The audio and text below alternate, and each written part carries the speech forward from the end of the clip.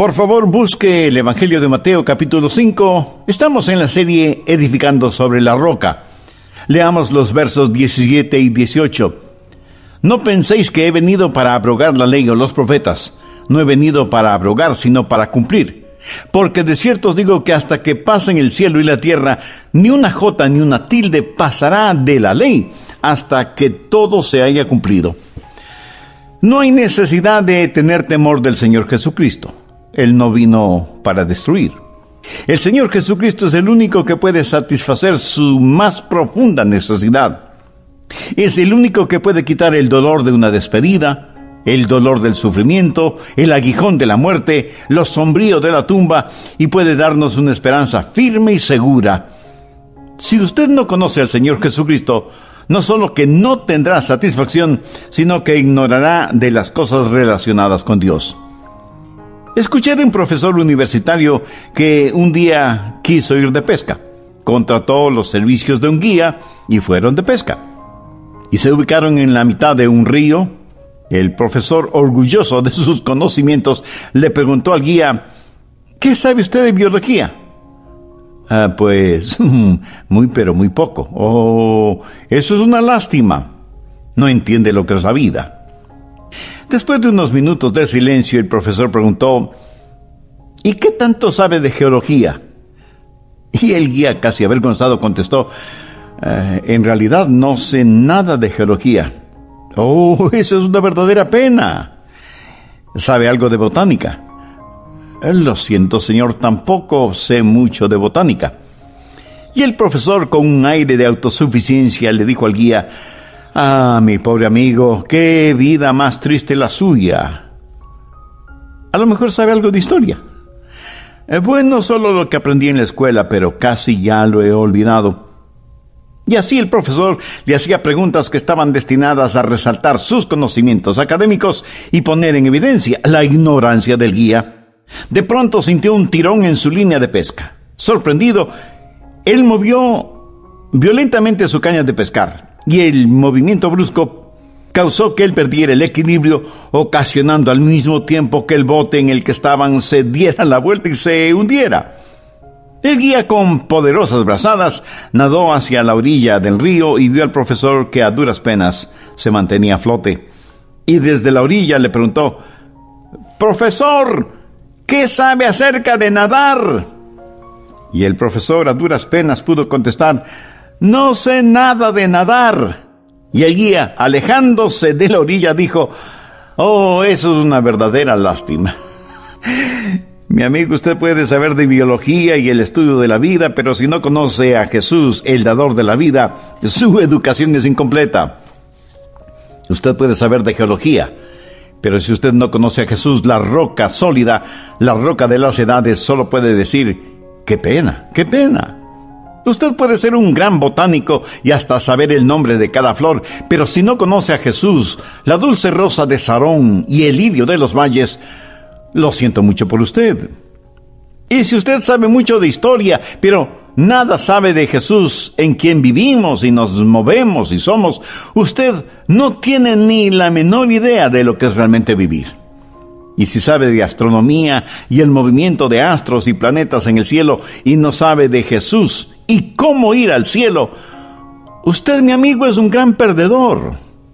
En la economía de Dios, el hombre más sabio es ignorante, el hombre más fuerte es débil, y el hombre más rico es pobre, si es que no conoce a Jesucristo, porque Cristo es el centro de la circunferencia, y Él es todo lo que usted necesita y lo que busca, aunque usted no lo admita. Jesús no vino para destruir ni abrogar, sino para cumplir. Vino para llenar la más profunda necesidad de la vida de cada ser humano. ¿Cómo el Señor Jesucristo cumple con las Escrituras proféticamente? Algunas personas dicen que para ellas la Biblia es un libro misterioso que no lo entienden. Permítame darle la llave para que usted pueda abrir la Biblia. Pero esa llave no es una cosa, sino una persona, el Señor Jesucristo. Él es la piedra angular que ayuda a entender la Biblia. Él es la llave que abre la puerta de la revelación de la palabra de Dios. Y si es que usted lee la Biblia y no encuentra a Jesucristo, pues léala hasta que lo encuentre. Anote al margen Lucas 24:27. Esto es después de la resurrección del Señor, cuando dos cansados discípulos iban por ese camino hacia Emaús, y se les juntó Jesús. Ellos no reconocieron a Jesús resucitado, y la Biblia dice que Jesús comenzó desde Moisés, y siguiendo por todos los profetas, les declaraba en todas las Escrituras lo que de él decían. ¿Se puede imaginar el estar caminando por más de 10 kilómetros con Jesús mientras él iba dando una conferencia bíblica? Jesús les va explicando, no solamente hablando, sino explicando lo que las Escrituras dicen acerca de él. ¿Qué significa eso para nosotros cuando Jesús menciona a Moisés y todos los profetas? Él está haciendo referencia al Antiguo Testamento.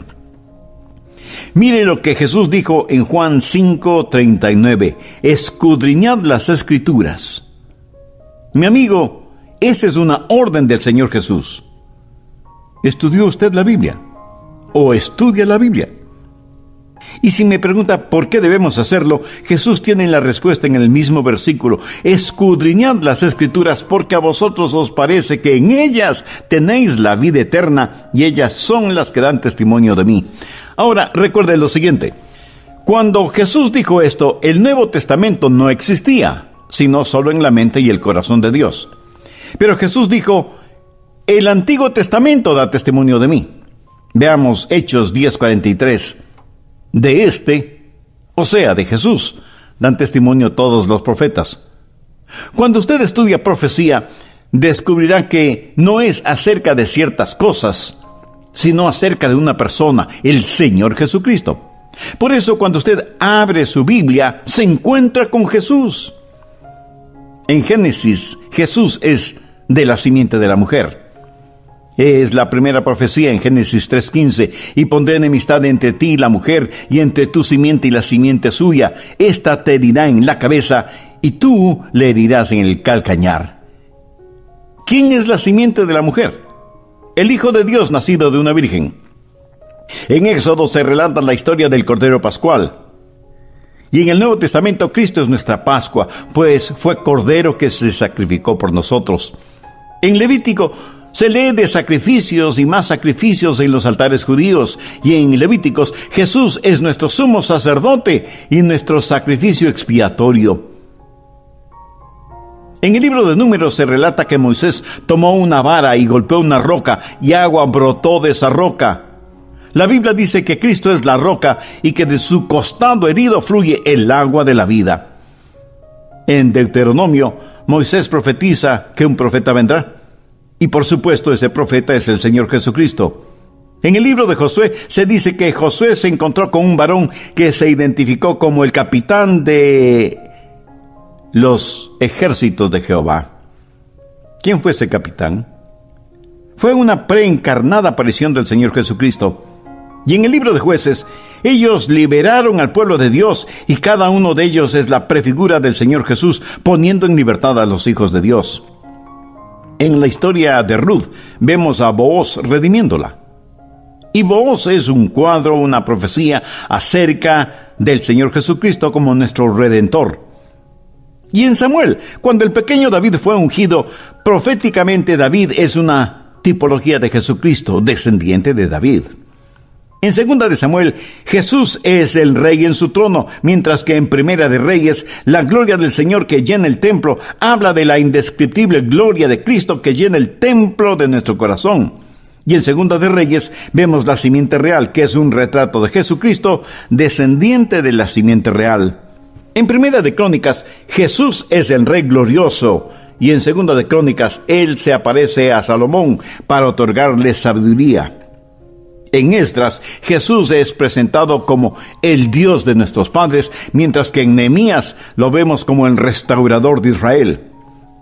En el libro de Esther, cuando la reina Esther se presenta frente a su esposo, el rey Asuero, para interceder por su pueblo, es un cuadro profético del Señor Jesucristo, quien intercede por su pueblo y es su abogado.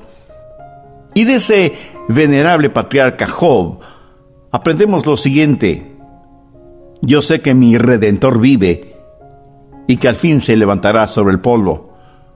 con los ojos de la fe, profetizó la realidad del oficio redentor de Jesús. En el libro de los Salmos vemos a Jesús una y otra vez como el Hijo de Dios, como el Rey, como el Pastor, como refugio, como torre fuerte, como consolador, como Jehová de los ejércitos, como agua vivificante, como rosa de Sarón y lirio de los valles. Y en Proverbios tenemos literatura sobre la sabiduría, resaltando que Jesús es la sabiduría de Dios. Siglos más tarde, Pablo diría que Jesús en nosotros es sabiduría. El escritor de Eclesiastés medita acerca de los enigmas de la vida y encuentra que como única respuesta para esos enigmas es Jesús. Él es el único que puede dar significado a nuestra vida. ¿De qué trata el Cantar de los Cantares? De un novio celestial, el Señor Jesucristo, quien ama mucho a su novia, la iglesia. Y en Isaías, Jesús es Emmanuel, Dios con nosotros. Isaías profetizó del nacimiento virginal de Jesús y lo identifica como admirable, consejero, Dios fuerte, Padre eterno, príncipe de paz. Pero también dice: despreciado y desechado entre los hombres, varón de dolores, experimentado en quebranto, y como que escondimos de él el rostro, fue menospreciado, y no lo estimamos.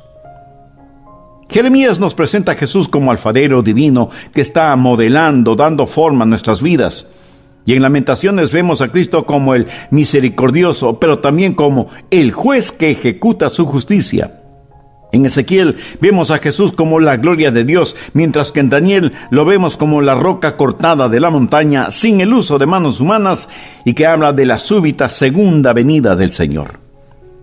Oseas profetiza sobre el niño que regresa de Egipto y Joel presenta el retrato de Jesús como la esperanza de su pueblo. En Amós vemos a Jesús como el juez de las naciones y en Abdías, Jesús es el rey del venidero reino.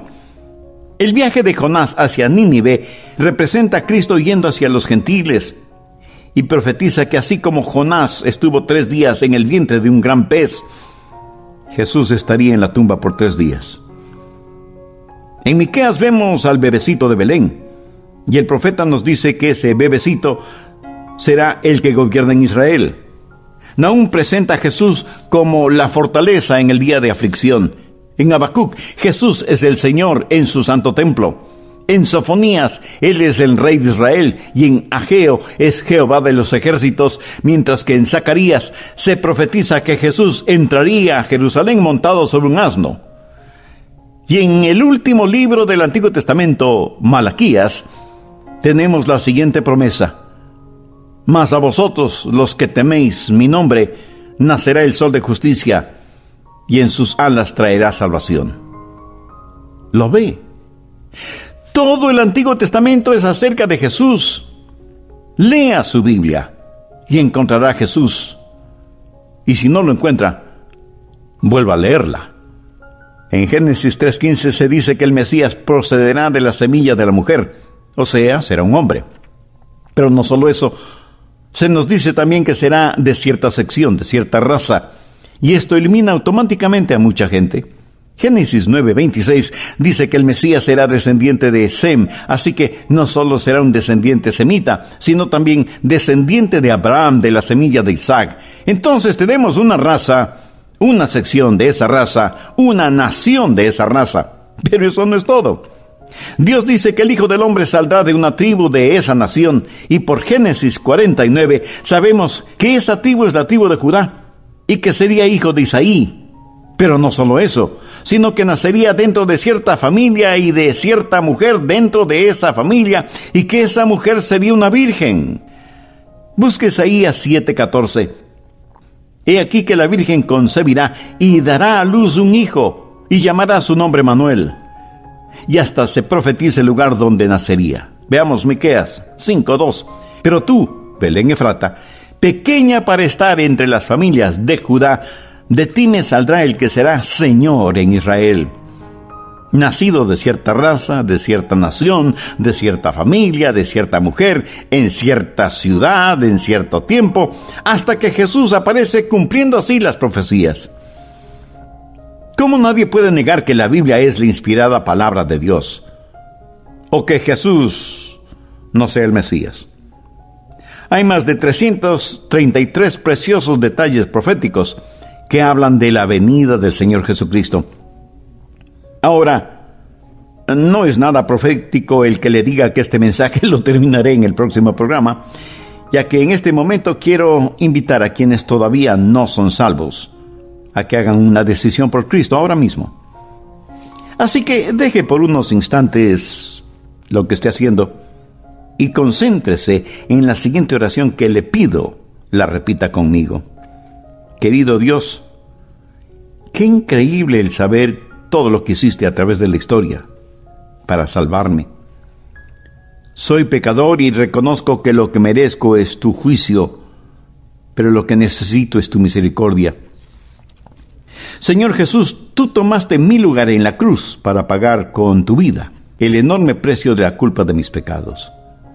Perdóname, límpiame, sálvame. Ven a mi corazón, te entrego el control de mi vida. Sé mi Salvador y mi Señor. Ayúdame a ser la clase de persona que tú quieres que sea. Hazme un instrumento útil y de bendición en tus manos. Ayúdame para que yo nunca me avergüence de ti ni de tu palabra, y para que no sea yo una vergüenza para ti o tu evangelio, sin que importen las consecuencias y a pesar de las circunstancias. Todo esto lo pido con inmensa gratitud en tu santo nombre. Amén. Amiga, amigo, si usted hizo esa decisión espiritual, dice la Biblia que hay gran regocijo en el cielo por un pecador que se arrepiente, y usted es ya parte de la familia de Dios.